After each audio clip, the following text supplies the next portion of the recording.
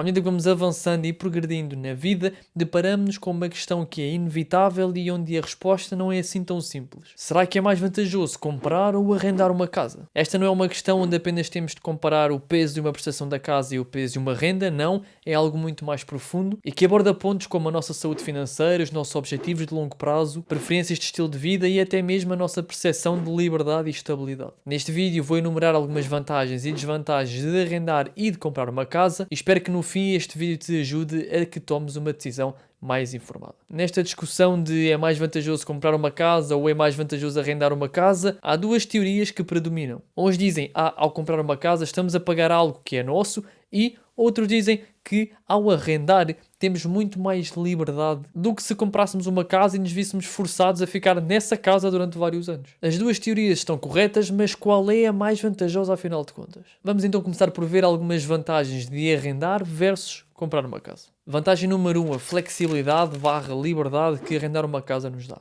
Arrendar uma casa permite que nós nos consigamos mudar facilmente sem termos a dor de cabeça e o trabalho de termos de vender uma casa. E essa pode ser a escolha ideal para quem planeia ficar num determinado local apenas durante alguns meses ou poucos anos. Vantagem número 2, não ter custos de manutenção. Quando a canalização entope ou o ar-condicionado se estraga, é a responsabilidade do senhorio, não tua. Portanto, quando falamos dos custos de manutenção do imóvel, arrendar uma casa tem muito menos custos de manutenção agregados do que comprar uma casa. Vantagem número 3, não ter impostos de propriedade. Outra vantagem que temos ao arrendar uma casa é não termos de pagar impostos, como é o caso do IMI, que, em alguns casos, chegam a ser valores muito altos, pagos anualmente. E por fim, vantagem número 4, menos valor de entrada. Por um lado, temos o facto de termos de dar 10% de entrada para uma casa, coisa que, regra geral, ultrapassa sempre a marca dos 10.000 euros. Por outro lado, temos o facto de termos de dar, por exemplo, uma renda de caução, o que para uma casa de, digamos, 1.000 euros de renda mensal, seria 2.000 euros de entrada, ou seja, a primeira renda e uma renda de caução. E essa é então outra vantagem, o dinheiro disponível necessário para conseguirmos mudar-nos para uma casa própria. Mas como é natural, arrendar também não tem só vantagens, tem também desvantagens. E vamos então ver algumas desvantagens de arrendarmos uma casa. Desvantagem número 1, não ter equity, não construir equity. Ao comprar e pagar a prestação da nossa casa ao banco, vamos estar a construir equity. Ou seja, nós vamos estar a pagar a nossa prestação ao banco e vamos estar a abater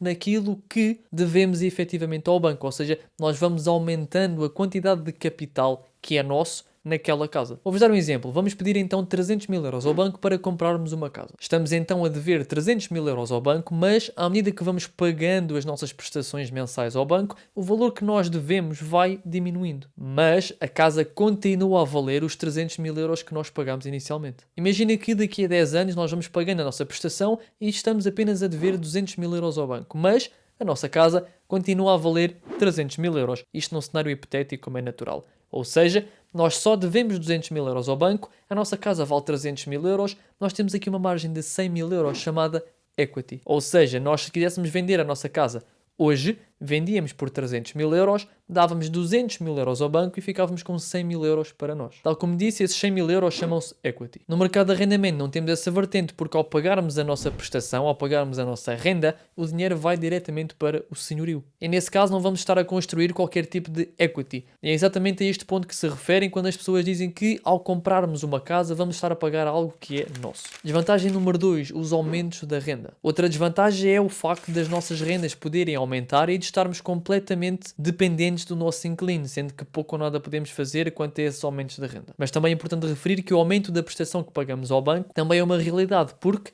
caso tenhamos taxa variável e caso as taxas de juros aumentem, a nossa prestação vai também aumentar.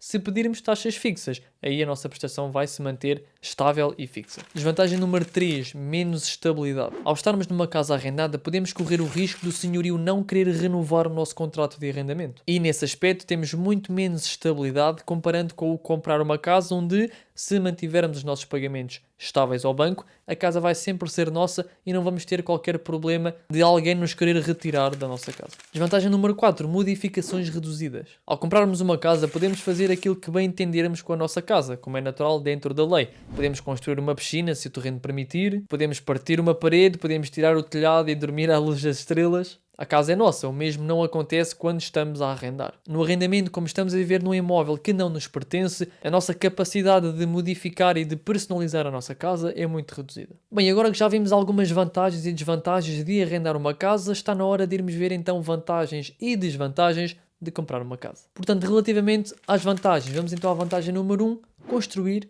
equity. Tal como referi anteriormente, o não construir equity é uma desvantagem do mercado de arrendamento, mas é ao mesmo tempo uma vantagem de comprar uma casa. À medida que o tempo vai passando, vamos construindo esta equity, que pode ser uma boa forma de começarmos a construir alguma riqueza. Vantagem número 2, estabilidade. Ao comprarmos uma casa, temos o fator estabilidade. Não há mais renovação de contratos de arrendamento ou aumentos súbitos de rendas. Sabemos a prestação que temos de pagar caso tenhamos taxas fixas. A casa é nossa e se conseguirmos suportar e pagar a nossa prestação sempre a tempo e a horas, ninguém nos vai tirar de lá. Neste aspecto, comprar uma casa dá muito mais estabilidade do que arrendar uma casa. E vantagem número 3, liberdade para modificar. Tal como eu disse, a casa é nossa, podemos fazer aquilo que bem quisermos, como é natural dentro da lei. Ou seja, temos capacidade para personalizar a nossa casa e colocarmos a nossa casa da forma que nós mais gostamos. Então e agora algumas desvantagens de comprar casa. Desvantagem número 1, custos de manutenção. Tendo em conta aquilo que disse anteriormente, quando compramos uma casa, todos os custos de manutenção são por nossa conta. A canalização entupiu,